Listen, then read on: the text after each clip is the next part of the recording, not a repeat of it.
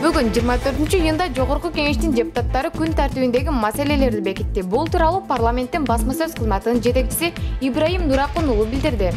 Маалым болгондой, түштөн кийин Улуттук банктын төрагасы Толкунбек Абдыгуловдун 2019-жылга карата отчетун угуу күтүлүүдө. Ибраим Нуракун уулу парламенттин жыйынынан жарыяланган сүрөттөр депутаттардын дээрлиги жок экендигин жана 30га жакын жетпеген эл өкүлү отургандыгын көрүүгө болот. Эртең менен вице-спикер Аида Касымалиева Жогорку кеңештин жыйынынан башталган жана ага 91 депутат катышып жатканын билдирген. Ал түз эфирден көрсөтүлбөгөндүктөн айтып койсо боло берет дегенби же 30 депутат көзүнө 90 болуп көрүнгөнбү? Анын калпын парламенттин басма-сөз кызматынын жетекчиси Ибраим Нуракун уулу ачыкка чыгарып койду. Буга чейин Ибраим Нуракун уулунан коронавирус аныкталганы маалым болгон. Кийинчерээк ал Жогорку кеңештин жыйынындагы түз эфирде көрсөтүлбөй турганын билдирген. Ошондой эле парламенттеги 2 депутаттан аппараттын 3 кызматкеринен дагы коронавирус индети аныкталган. Өзбекстандын Сырдария облусунун Гулистан шаарында 1 айлык наристени $18.000 сатууга аракет кылып жаткан учурда наристенин апасы жана ага сатууга жардам берген аял кармалды. Бул тууралуу аталган өлкөнүн басмалары жазып чыгышты.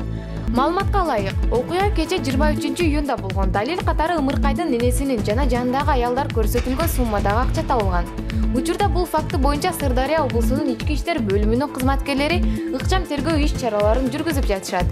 Эске сала кетсек, үстүбүздөгү жылдын май айында Каракалпакстан автономдук облусундагы өз баласын $15.000 сатууга аракет кылган аял кармалган. Бишкек шаардык сотунда мурдагы мэрлер Кубанычбек Кулматовдун жана Албек Ибраимовдун апелляциялык даттануу процесси каралып жаткан учурда жаңжал чыкты. Мамлекеттик айыптоочулардын корутуунусу окулуп жаткан учурда соттолуучулардын тарапкерлери, туугандары позор акмак деп кыйкырышып, тоскоолдук жаратышты. Судья тынчтыкка чакырганда алар укуусу жок экендигин айтышып токтотушкан жок.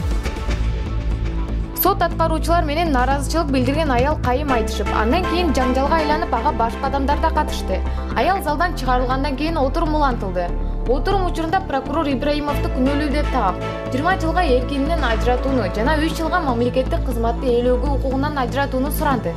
Ошондой эле Кулматовду да күнөөлүү деп таап, 15 жылга эркининен ажыратууну, 2 жылга мамлекеттик кызматты ээлөөгө укугунан ажыратууну өтүндү.